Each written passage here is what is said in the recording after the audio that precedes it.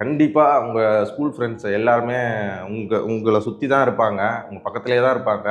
நீங்கள் அடிக்கடி பார்ப்பீங்க, ஹாய் பாய்ன்னு சொல்லிட்டு நீங்கள் கிளம்பிடுவீங்க. ஆனால் உங்களுக்கு நின்று பேசணும்னு தோணும். நம்ம அந்த இடத்த விட்டு கடந்து போயிடுவோம், நமக்கு அடுத்த வேலை இருக்குன்னு சொல்லிட்டு கடந்து போயிடுவோம். பட் என்னைக்கா உங்களுக்கு ஒரு சான்ஸ் கிடச்சிதுன்னா, இல்லை நீங்களே ஏற்படுத்திக்கோங்க. அது சான்ஸ் கிடைக்குமோ என்னவோ, ஆனால் கிடைச்சா நல்லது தான். நீங்கள் ஏற்படுத்திக்கோங்க, பேச ஆரம்பிங்க. மச்சான் மீட் பண்ணுவோண்டான்னு சொல்லிட்டு பேச ஆரம்பிங்க. ஒரு டீ கடையில் போய் உட்காந்து பேசுங்க. எங்கேயாவது ஒரு இந்த மாதிரி இடம் கிடச்சா போய் உட்காந்து நல்லா டைம் ஸ்பெண்ட் தீர தீர தீர பேசிட்டு அந்த நைட்டை முடிச்சுட்டு வாங்க.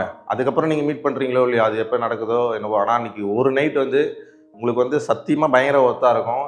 அடுத்து ஒரு மாதம், ஒரு வருஷத்துக்கு நீங்கள் என்ன வேலை பார்க்க போகிறீங்களோ அதுக்கு பயங்கர பூஸ்ட்டாக இருக்கும் அது. இப்போ நான் பேசுகிறதுலேயே உங்களுக்கு தெரியுதுல்ல, நான் எந்த அளவுக்கு எக்ஸைட்டாக பேசிகிட்டு இருக்கேன்னு சொல்லிட்டு. ஸோ இந்த மாதிரி தான் இருக்கும். எக்ஸ்பீரியன்ஸ் பண்ண நான் சொல்கிறேன். ஸோ உங்களுக்கு புரியும்னு நான் நினைக்கிறேன். கடைசியாக இந்த ஒரு லைனை மட்டும் சொல்லி முடிச்சிடுறேன். நீங்கள் வாழ்க்கையில் 1000 ஃப்ரெண்ட்ஸை பார்க்கலாம். பட் என்ன இருந்தாலும் ஸ்கூல் ஃப்ரெண்ட்ஸ் தான்டா.